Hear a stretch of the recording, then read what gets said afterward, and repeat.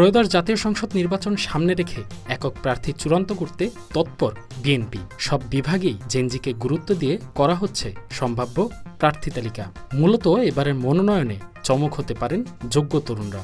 মনোনয়ন পেতে ঢাকা বিভাগে প্রচারণা চালাচ্ছেন অনেকেই। তাদের মধ্যে আলোচনায় রয়েছেন ঢাকা ৩ আসনে গয়েশ্বর রায় চৌধুরীর পুত্রবধূ ও ঢাকা জেলা বিএনপির সাধারণ সম্পাদক নিপুণ রায় চৌধুরী।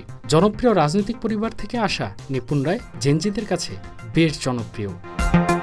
ঢাকা ৪ আসনে সাবেক এমপি সালাউদ্দিন আহমেদের ছেলে তানভীর আহমেদ রবিন তরুণ প্রজন্মের কাছে বেশ জনপ্রিয়। বাবার রাজনীতির পরিচয় বহন করলেও কার্যক্রমের মাধ্যমে মানুষের মন জয় করে নিয়েছে।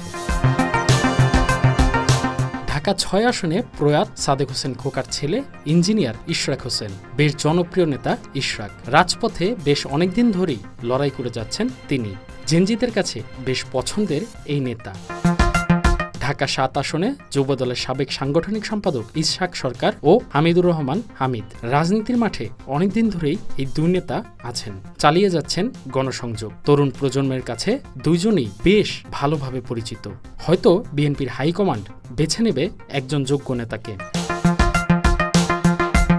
ঢাকা ১০ আসনে দলের আন্তর্জাতিক সম্পাদক ব্যারিস্টার নাসির উদ্দিন আহমেদ অসীম ও শেখ রবিউল আলম। এই আসনটিতে এই দুই তরুণ নেতা সমান তালে চালিয়ে যাচ্ছে গণসংযোগ। জেনজিদের কাছেও বেশ সমানভাবে জনপ্রিয় তারা। ঢাকা ১৫ আসনে মামুন হাসান নিজের কাজকর্মের মাধ্যমে ম্যারাথন দৌড় থেকে শুরু করে বিভিন্ন সামাজিক কার্যক্রমের মাধ্যমে সবার থেকে শুধু এক ধাপ না কয়েক ধাপ এগিয়ে বলা যায় সবার মন এখনই জয় করে নিয়েছেন তিনি। মিরপুরের এই আসনে এই প্রথমবারের মতো একজন স্থানীয় নেতা পেয়ে জেনজি থেকে বুড়ো সবাই নেতা হিসেবে মামুন হাসানকেই দেখতে চাইছেন। ঢাকা ১৬ আসনে আমিনুল হক ফুটবলার হিসাবে বেশ অনেক আগে থেকেই জনপ্রিয় আমিনুল। রাজনৈতিক মাঠেও বেশ শক্ত অবস্থান তার, তরুণদের কাছে বেশ জনপ্রিয় নেতা।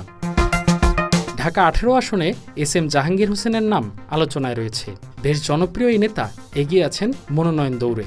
জেনজিদের কাছেও বেশ আগে থেকেই বিপুল জনপ্রিয় জাহাঙ্গীর হোসেন। এছাড়াও ঢাকার বাইরে গাজীপুর ১ আসনে চৌধুরী ইশরাক হোসেন সিদ্দিকী, গাজীপুর ২ আসনে এম মঞ্জুরুল করিম রনি, গাজীপুর ৪-এ শাহ রিয়াজুল হান্নান, মুন্সিগঞ্জ ১ আসনে শরাফত আলী সপু, মানিকগঞ্জ ১ আসনে খন্দকার আকবর হোসেন বাবলু, নারায়ণগঞ্জ ২ আসনে নজরুল ইসলাম আজাদ এবং নারায়ণগঞ্জ ৪ আসনে মশিউর রহমান রনি।